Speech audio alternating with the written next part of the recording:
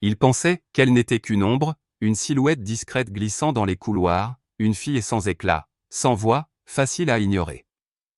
Héloïse Martin, avec ses cheveux noirs tressés et ses carnets toujours serrés contre sa poitrine, semblait faite pour passer inaperçue. Mais dans l'enceinte feutrée du lycée Saint-Émilion, nichée au cœur d'une petite ville de la banlieue parisienne, l'invisibilité n'était pas une armure. C'était une cible. Quand Julien Dubois, le garçon doré, l'enfant chéri d'un député local, a vu son orgueil froissé par un simple « non » de sa part, il a décidé qu'elle paierait.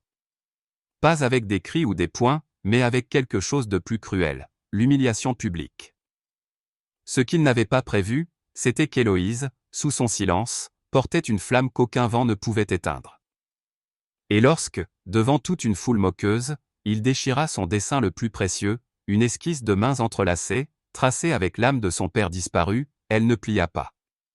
Elle leva les yeux, planta son regard dans le sien et, d'un geste aussi précis qu'un coup de pinceau, ramassa les morceaux déchirés. Ce jour-là, dans le réfectoire silencieux, une étincelle jaillit. C'était le début d'une révolte qu'aucun d'eux n'avait vu venir. Héloïse Martin avait 17 ans, une peau d'ébène qui captait la lumière comme une toile vierge, et un regard qui semblait toujours chercher quelque chose au-delà des murs.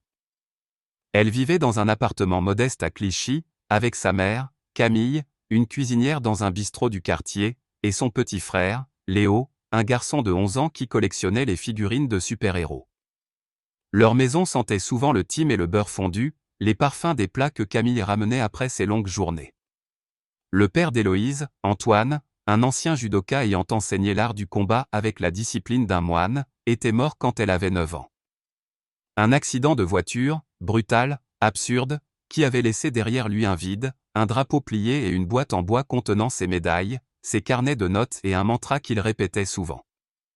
Ne laisse jamais personne éteindre ta flamme.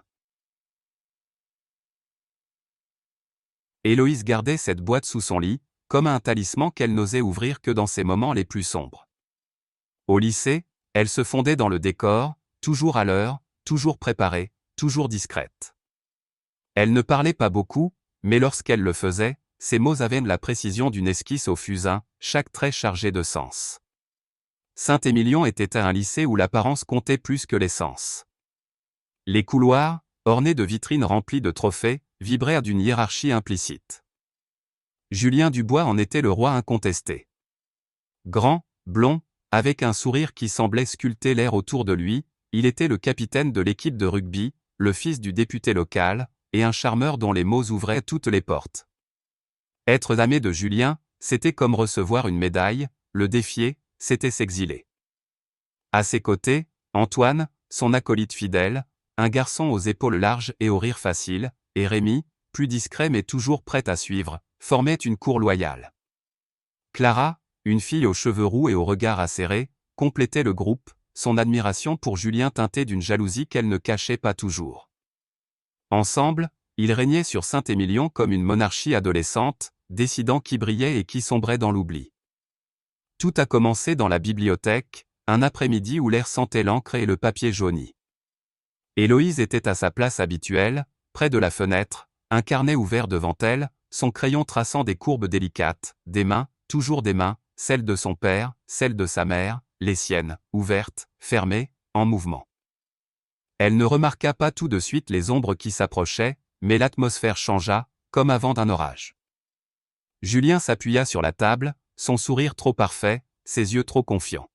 « Héloïse Martin, c'est ça ?» Sa voix était mielleuse, mais il parlait assez fort pour que les tables voisines tournent la tête. Elle leva les yeux, ôta un écouteur. « Oui » répondit-elle. Calme. Presque trop douce. « Le bal de promo approche. » dit-il, son ton suggérant qu'il lui faisait une faveur. « Je me disais que tu mérites peut-être une chance d'être vue. » Les mots étaient un piège, un cadeau empoisonné.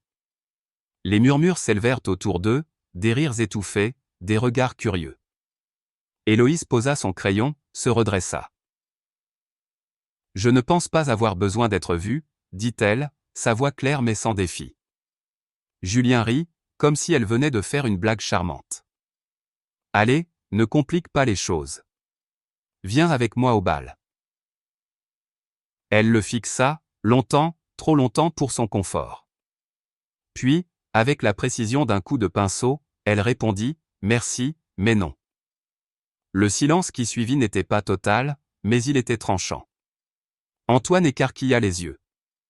Rémi siffla doucement. Clara, à quelques mètres, croisa les bras, un sourire narquois aux lèvres. Le visage de Julien ne changea pas vraiment, mais une ombre passa dans ses yeux, comme une fissure dans une statue. « Tu es sûr ?» demanda-t-il, sa voix plus basse, plus froide. « Réfléchis bien. » Héloïse ramassa son carnet, le glissa dans son sac, et se leva. « J'ai réfléchi. » Elle passa devant lui, son pas léger mais décidé, et quitta la bibliothèque. Derrière elle, elle entendit les chuchotements, pas assez forts pour être des cris, mais assez clairs pour blesser. « Elle va le regretter ?» murmura Julien à Antoine. « Elle pense qu'elle est spéciale », ricana Clara. Héloïse continua à marcher, ses mains serrées dans les manches de son pull, mais elle ne se retourna pas. Il l'avait choisie parce qu'elle était silencieuse, parce qu'il croyait que le silence était une faiblesse. Il se trompait. Le lendemain, le lycée s'était transformé en champ de bataille invisible.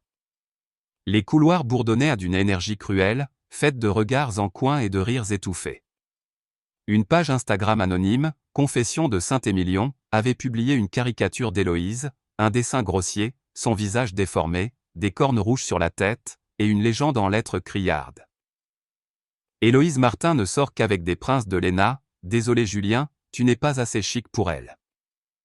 En 1 heure, la publication avait des centaines de likes. Les élèves riaient et en la croisant, refermaient leurs livres un peu plus fort, claquaient à leur casier un peu plus durement. En classe de littérature, quelqu'un laissa un mot sur son bureau. Princesse Héloïse, trop bien pour nous autres. Elle déplia le papier, les mains tremblantes, mais ne dit rien. Même Madame Lefebvre, sa professeure d'art plastique, une femme aux lunettes rondes et à la voix douce, sembla ne pas voir le mot lorsqu'Héloïse le lui tendit. « Concentre-toi sur ton travail », dit-elle simplement, avant de détourner le regard. Héloïse trouva refuge sous un chêne dans la cour, loin du réfectoire où les rires étaient trop bruyants.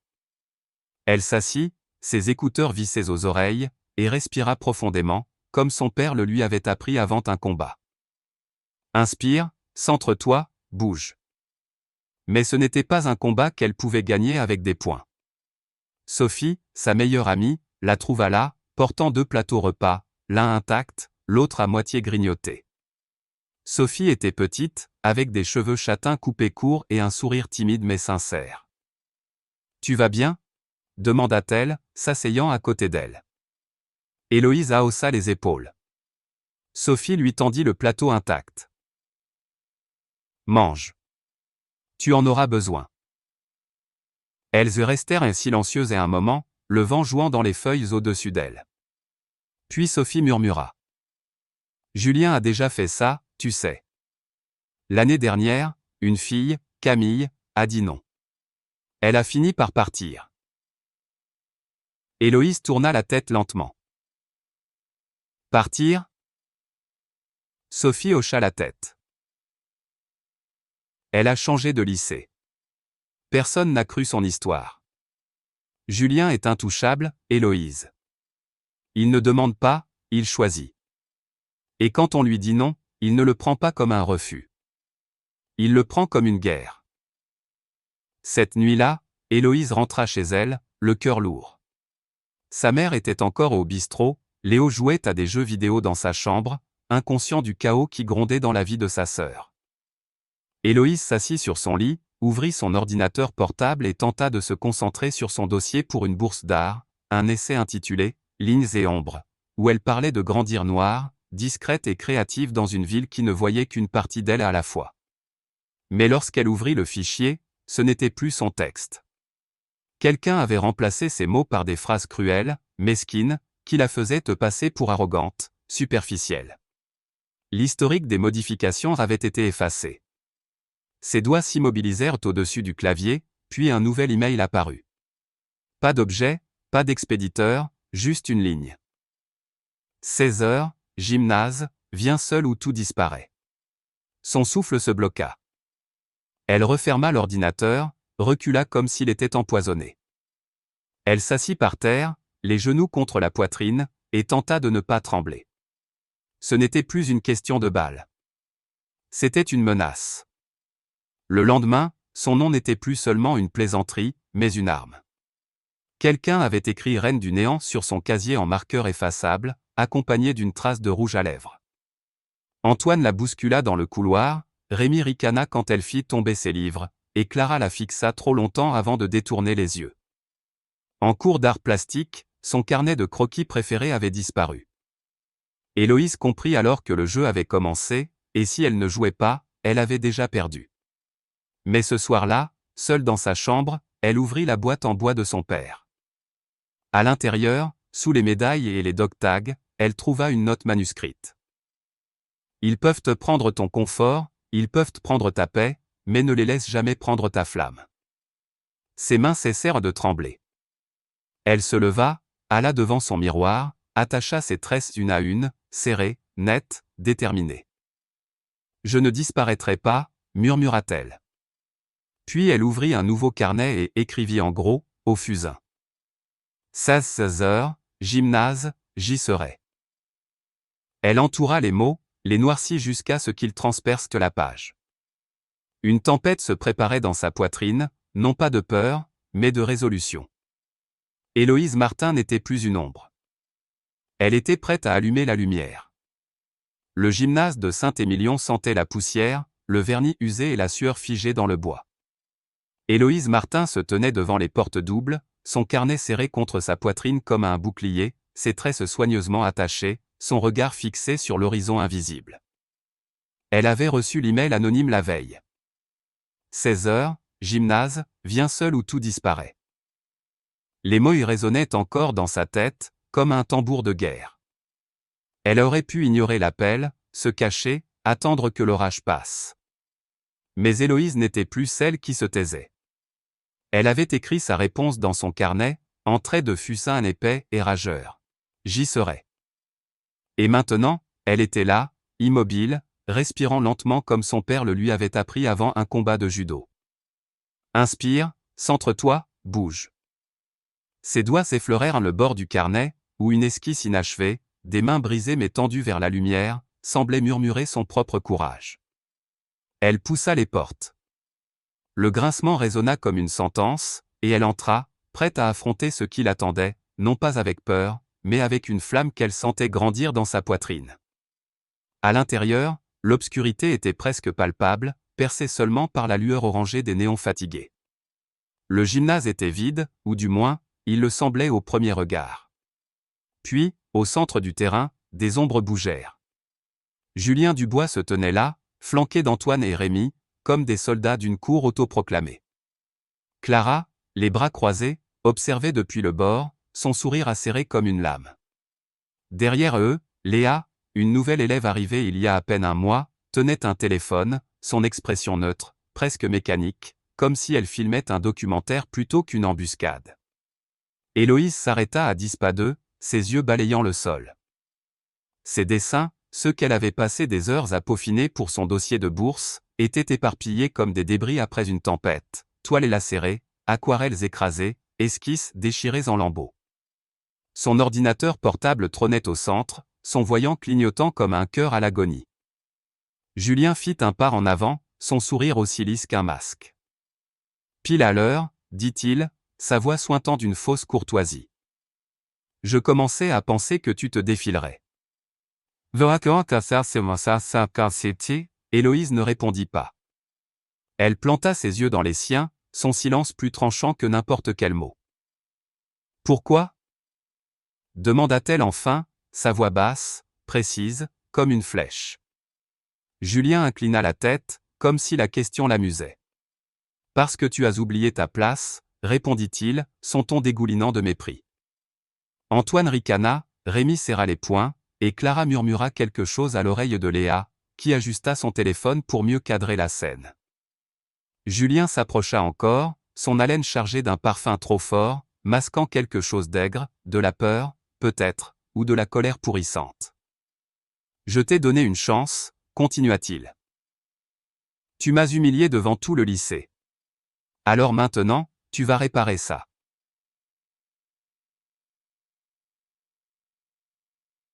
Il fit un geste vers Léa. On va filmer. Tu vas t'agenouiller, dire que tu es désolé, admettre que tu t'es crue trop importante, que t'es juste une petite fille qui joue les malignes dans un monde qui n'est pas le tien. Les mots tombèrent d'un comme des coups de marteau, mais Héloïse ne fléchit pas. Elle avait entendu assez de murmures, lu assez de mensonges sur Confession de Saint-Émilion, vu assez de regards détourés dans les couloirs. Quelque chose en elle s'était déjà brisé, mais au lieu de s'effondrer, cela s'était affûté. T'as fini ? demanda-t-elle, sa voix si calme qu'elle semblait taillée dans la pierre. Julien cligna des yeux, déstabilisé l'espace d'un instant. Derrière lui, Antoine s'avança, tenant son ordinateur portable au-dessus de sa tête comme un trophée. Tu veux perdre tout ça ? Tes essais, ta bourse, ton avenir ? Le temps ralentit. Héloïse ne réfléchit pas. Son corps agit, mu par une mémoire ancienne, celle des leçons de judo dans le garage de son père, des heures à répéter chaque mouvement jusqu'à ce qu'il devienne instinct. Elle bondit en avant, précise, fluide. Sa main gauche saisit le poignet d'Antoine, le tordit avec une force mesurée mais implacable. Il cria, un son aigu, animal, et lâcha l'ordinateur. Héloïse le rattrapa de l'autre main avant qu'il ne touche le sol. Le silence qui suivit était assourdissant. Même Léa, derrière son téléphone, sembla hésiter. Julien fixait Héloïse, ses yeux plissés, cherchant d'une faille. Héloïse redressa la tête, son souffle régulier, ses mains fermes. « Je suis venue pour faire un choix, dit-elle, sa voix claire, sans trembler. Et je l'ai fait. » Rémi s'élança, un mouvement brusque, instinctif, mais Héloïse ajusta sa posture, un glissement subtil du pied, un transfert de poids, et il s'arrêta net, comme s'il avait percuté un mur invisible. Elle n'avait pas besoin de lever les mains. Son corps parlait pour elle. « Je sais ce que c'était. » Continua-t-elle, ses mots tombant comme des gouttes d'encre. Ce n'était pas une question de balle, ni d'ego. C'était une question de pouvoir. Vous m'avez choisi parce que j'étais silencieuse, parce que je ne joue pas votre jeu, parce que je ne souris pas quand on me le demande. Parce que ma simple existence vous fait sentir petit. Julien serra les dents, son sourire vacillant. Antoine, toujours à terre, gémissait, tenant son poignet. Rémi recula, incertain. Léa, pour la première fois, baissa légèrement son téléphone, comme si elle réalisait qu'elle filmait quelque chose de plus grand qu'une simple humiliation. Héloïse tourna lentement l'ordinateur dans ses mains, vérifia l'écran, intact. Puis elle regarda Julien. « Ce n'est pas fini, murmura-t-il, mais sa voix manquait de conviction. « Non, répondit Héloïse. Ça commence à peine. » Et puis, dans un mouvement rapide, presque accidentel, Rémi attrapa le bord de son pull. Le tissu se déchira avec un bruit cruel, exposant son débardeur noir et un éclat de peau luisante de sueur. Une pause, lourde, conçue pour la faire fléchir, pour la faire se couvrir, pour la briser. Julien ricana. « Regarde-toi maintenant. Tu penses que ça te rend forte ? Tu es pathétique. » Mais Héloïse ne plia pas. Elle laissa le tissu déchiré pendre, se redressa, les épaules droites, les yeux brûlants, non pas de honte, mais de clarté. « Vous vouliez m'humilier, dit-elle, sa voix aussi stable qu'une ligne d'horizon. Tout ce que vous avez fait, c'est montrer qui vous êtes. » Elle se tourna vers Léa. « Continue de filmer. Les gens méritent de voir la vérité. » Et Léa, contre toute attente, obéit. Julien explosa. Avec un grognement, il se précipita sur elle, sans calcul, sans retenue, juste une rage brute, celle d'un garçon habitué à toujours gagner. Mais Héloïse était prête. Elle pivota, recula sa jambe droite, ancrant son talon dans le sol, et lança un coup de pied en arc parfait, un « mawashi-giri », appris dans le garage de son père, peaufiné dans la douleur et la sueur. Son tibia rencontra la tempe de Julien avec un bruit sourd, net, définitif. Il tournoya, ses bras battant l'air, avant de s'effondrer sur le parquet dans un fracas qui fit trembler le gymnase. Le silence qui suivit était sacré, presque irréel. Personne ne bougea. Antoine gémit, Rémi recula, Léa tenait toujours son téléphone, le voyant rouge clignotant comme un pouls implacable.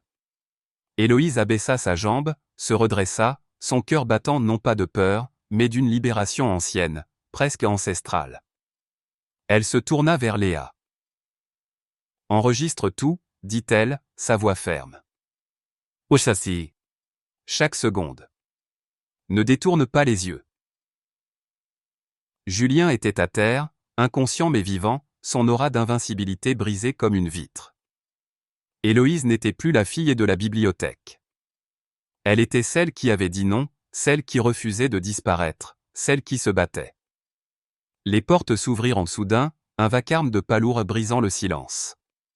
Sophie entra en trombe, suivie de Madame Lefebvre, la professeure d'art plastique, et de Monsieur Garnier, l'entraîneur de rugby. Sophie balaya la scène du regard, ses yeux s'arrêtant sur Héloïse, son pull déchiré, l'ordinateur serré contre elle, les dessins massacrés au sol. « Héloïse » cria-t-elle, courant vers elle. « Tu vas bien ?» Héloïse ne répondit pas tout de suite. Elle n'en avait pas besoin. Monsieur Garnier s'approcha, son visage durci par la confusion. « Que s'est-il passé ici ?» demanda-t-il, sa voix résonnant dans le gymnase. Antoine, toujours au sol, parla le premier, sa voix tremblante de panique. Elle a pété les plombs. Elle nous a attaqués sans raison. Regardez ce qu'elle a fait à Julien. Mais Léa, immobile, leva son téléphone. J'ai tout filmé, dit-elle, sa voix presque trop calme. Depuis le moment où elle est entrée. Monsieur Garnier prit le téléphone, ses sourcils froncés alors que la vidéo commençait. La voix de Julien emplit le gymnase, arrogante, menaçante, tout va t'agenouiller, dire que tu es désolé, que t'es juste une petite fille et qui joue les malines. Les adultes se figèrent. Madame Lefebvre posa une main sur l'épaule d'Héloïse, ses yeux brillants d'une colère contenue. Mon Dieu, murmura-t-elle.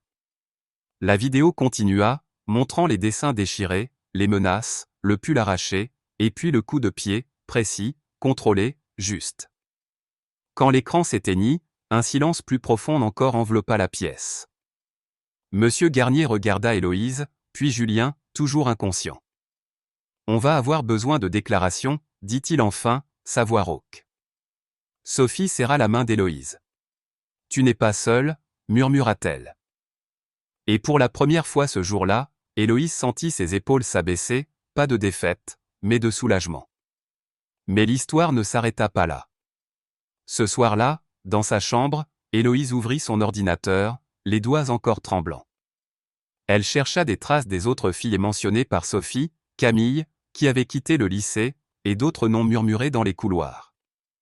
Sur un vieux forum d'école, elle trouva une piste, Camille Dupont, une ancienne élève, brillante, discrète, disparue après avoir dit non à Julien. Il n'y avait ni photo de fin d'année, ni mention dans l'album du lycée, juste un vide. Héloïse tapa son nom sur les réseaux sociaux, mais il n'y avait rien, comme si Camille avait été effacée. Puis, un message arriva, sans expéditeur, juste un nom.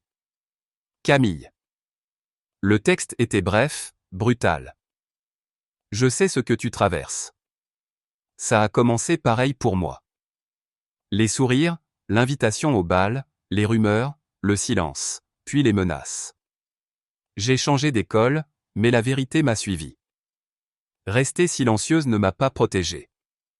Ne les laisse pas te faire disparaître. Tu n'es pas seule. Héloïse lut le message encore et encore, jusqu'à ce que les mots se gravent dans son esprit. Elle ne pleura pas, pas vraiment, mais une larme silencieuse glissa sur sa joue. Ce n'était pas de la faiblesse, c'était de la reconnaissance. Elle répondit, un simple « Merci ». Je ne disparaîtrai pas. Puis elle contacta Sophie et Léa, et ensemble, elles commencèrent à chercher d'autres victimes, à rassembler des fragments d'histoires oubliées.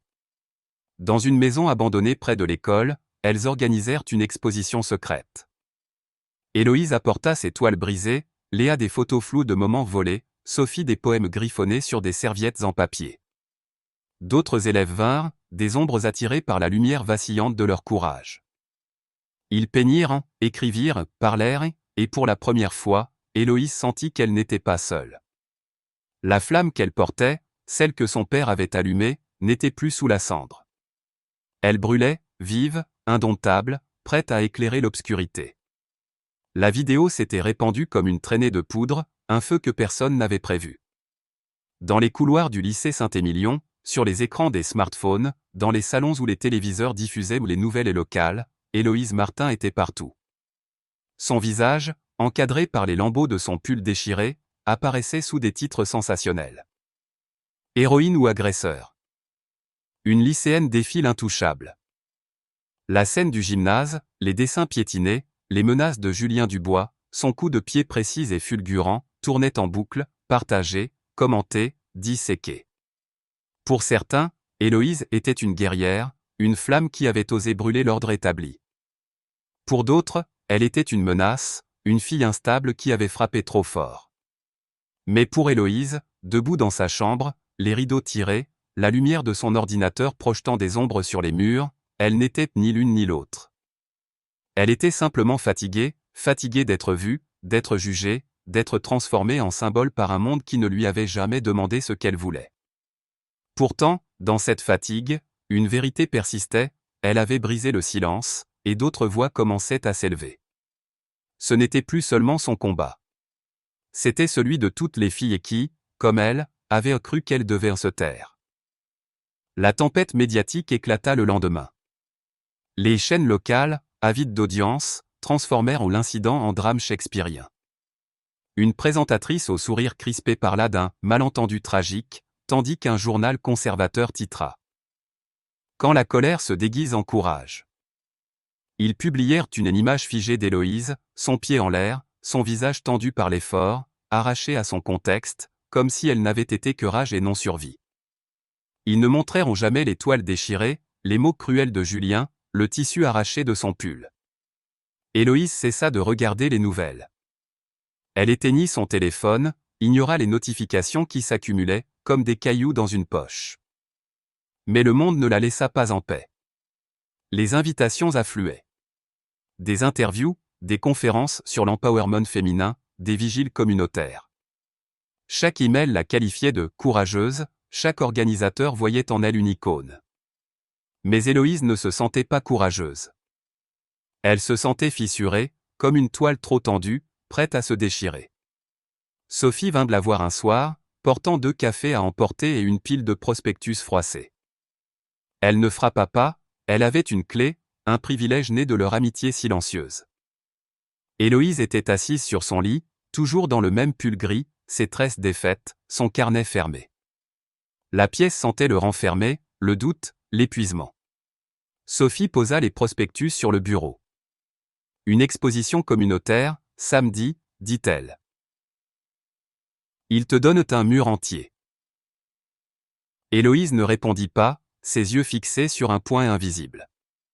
Sophie s'assit à côté d'elle. Tu n'es pas obligée d'y aller. Mais tu devrais. Héloïse secoua la tête. Je ne veux pas être un message, Sophie. Je suis fatiguée d'être une histoire. Sophie posa une main sur son bras. Ce n'est pas pour eux. C'est pour toi. Elle sortit une feuille pliée de son sac. Lis ça encore.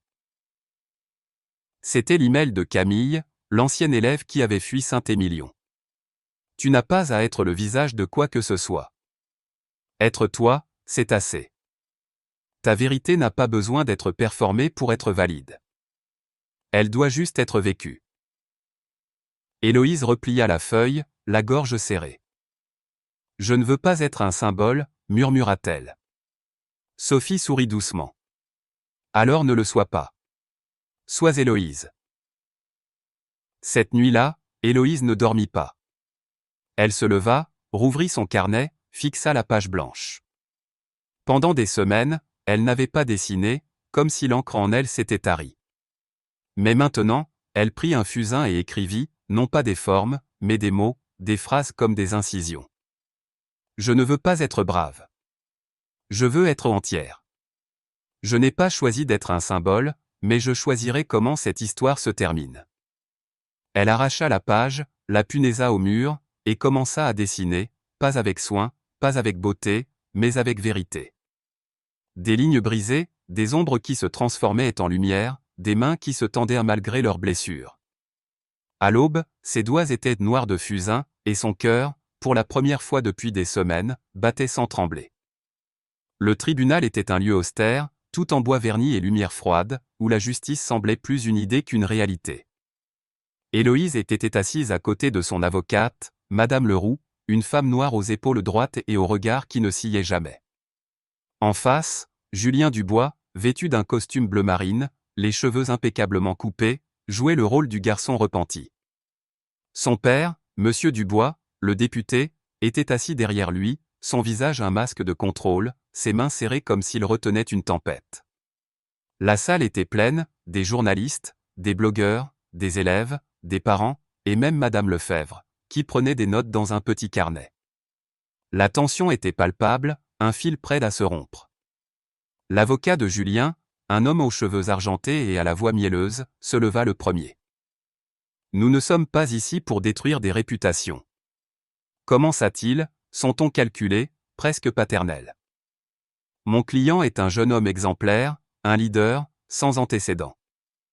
Ce que nous avons vu n'était pas une agression de sa part, mais une surréaction, une instabilité émotionnelle de la part de Mademoiselle Martin. Héloïse sentit son estomac se nouer. Elle avait anticipé ces mots, les avait répétés dans sa tête, mais les entendre à voix haute était comme avaler du verre. Madame Leroux se leva à son tour, son regard perçant. Ce que l'avocat de Monsieur Dubois omet, c'est le schéma, dit-elle, sa voix claire, sans artifice. Ce n'était pas un incident isolé. C'était un comportement systématique, un abus de pouvoir masqué par du charisme. Elle se tourna vers le juge. Nous présenterons une vidéo, des témoignages, une trace de menaces et de manipulation psychologique, non seulement contre ma cliente, mais contre d'autres élèves. La vidéo fut diffusée, et le gymnase revint à la vie sur l'écran. Les insultes de Julien, les toiles déchirées, le pull arraché, le coup de pied. Cette fois, ce n'était pas un acte de violence, mais de survie. Camille monta à la barre, sa voix ferme malgré sa pâleur. Il m'a dit que personne ne me croirait, déclara-t-elle. Il m'a dit que je devais être reconnaissante qu'il m'ait remarqué. Puis ce fut au tour de Sophie, qui parla de la peur dans les couloirs, de l'impunité de Julien. Enfin, Léa, la nouvelle élève, présenta des captures d'écran de messages menaçants envoyés à d'autres filles, des preuves qu'elle avait collectées en silence. Monsieur Dubois se leva soudain, sa voix comme un coup de feu. C'est une chasse aux sorcières. Mon fils n'est pas un monstre, c'est un adolescent. Vous le transformez en bouc émissaire pour des raisons politiques. Le juge frappa son marteau. Monsieur Dubois, asseyez-vous ou vous serez expulsé. La vérité avait déjà pris racine. Le jury délibéra rapidement. Julien fut reconnu coupable de harcèlement, coercition, destruction de biens et tentative de chantage. Condamné à 1 an dans un centre de réhabilitation pour mineurs, il fut aussi interdit de contacter Héloïse ou les autres témoins. Héloïse ne sourit pas, ne pleura pas. Elle respira, profondément, comme si une fenêtre s'était enfin ouverte dans une pièce étouffante. L'exposition communautaire eut lieu un samedi gris, dans une petite galerie derrière une librairie, un lieu de briques et de lumière chaude. Les murs étaient tapissés d'œuvres brutes, audacieuses, douloureuses. Héloïse arriva en dernier, vêtue d'un jean noir et d'un pull propre, ses tresses attachées, sans maquillage, sans masque. Sophie l'aperçut de l'autre côté de la salle et hocha la tête, un geste simple mais chargé de sens. Héloïse s'approcha de son mur, où 4 toiles étaient exposées sous un projecteur. Pas de cadre, pas d'étiquette, juste un carton écrit à la main, défaire le silence. Les visiteurs s'arrêtaient, lisaient, murmuraient. Une fille, à peine 13 ans, s'approcha, les yeux brillants de larmes. Elle toucha une toile, une main brisée, mais fleurie, comme si c'était un talisman. Héloïse ne parla pas, ne posa pas pour les photos, n'expliqua rien. Elle se contenta d'être là, présente, entière. Ce fut dans une salle communautaire, aux murs écaillés et aux néons bourdonnants, que naquit les flammes silencieuses. D'abord 5 filles, puis 9, puis 12, noires, blanches, brunes, certaines avec des manches trop longues, d'autres avec des carnets qu'elles n'ouvraient pas. Elles ne parlaient pas toutes, mais elles venaient, et ce seul acte était une rébellion. Héloïse s'asseyait au fond, observant, écoutant. Camille, maintenant stagiaire en droit, apportait des fiches de ressources, des numéros d'urgence, des définitions juridiques griffonnées. Sophie lisait des poèmes, Léa partageait des photos. Une nouvelle, Aïcha, 14 ans, aux sneakers usés, parla pour la première fois après 2 réunions. Ils m'ont enfermé dans un placard à balai, murmura-t-elle. Parce que j'ai dénoncé ce qu'un garçon avait fait à ma copine. Héloïse s'approcha, ouvrit les bras. Aïcha s'y blottit, comme si elle tombait depuis des mois et venait de trouver un sol solide. Tu n'es pas seule, chuchota Héloïse. Je pensais que je devais l'être, répondit Aïcha, la voix brisée mais vive. Le lycée annonça une bourse en l'honneur d'Héloïse. Le fonds de résilience Martin. Mais Héloïse refusa le titre. À la place, elle proposa un autre nom. Le fonds Camille et Sophie, pour les élèves qui choisissent le courage plutôt que le silence. Lors de la cérémonie, petite, sans caméra, Héloïse prit la parole, juste une fois. Ce fonds n'est pas pour moi, dit-elle, sa voix claire dans l'auditorium silencieux. C'est pour chaque fille qui pensait que son histoire mourrait inentendue. Nous ne sommes pas des avertissements. Nous sommes des commencements. Camille pleurait doucement, Sophie serra sa main, Aïcha, au premier rang, sourit, les bras croisés comme une armure. 1 an plus tard, Héloïse se tenait dans une galerie, entourée de ses toiles. Son exposition, fleur de cicatrice, ne criait pas. Elle murmurait. Des miroirs brisés en forme de pétales, une esquisse d'une fille et se dissolvant dans le brouillard, une sculpture de carnet brûlé et de verre ramassée dans la salle d'art du lycée. Une journaliste, Claire, jeune et enthousiaste, s'approcha. Votre histoire a changé beaucoup de choses, dit-elle. Ce coup de pied, dans le gymnase, a-t-il changé votre vie? Héloïse fixa une toile, un œil rouge sang, pleurant des graines qui devenaient des vignes. Non, répondit-elle doucement. Le coup de pied n'a pas changé ma vie. Ce qui l'a changé, c'est d'arrêter d'avoir peur. Plus tard, dehors, sous un ciel de printemps, Sophie la rejoignit. Elle s'assirait sur les marches de la galerie, partageant une bouteille d'eau. Tu as survécu, dit Sophie. Héloïse sourit, fatiguée mais entière. Toi aussi? Isobo? Un groupe d'élèves arriva, des visages jeunes, nerveux, portant des carnets ou des t-shirts avec le logo. Laissez les flammes silencieuses. Ils entrèrent dans la galerie, s'arrêtant devant les toiles, lisant les mots d'Héloïse, défaire le silence. Sophie murmura. On n'a pas besoin qu'on nous sauve. Héloïse hocha la tête. On a juste besoin les unes des autres.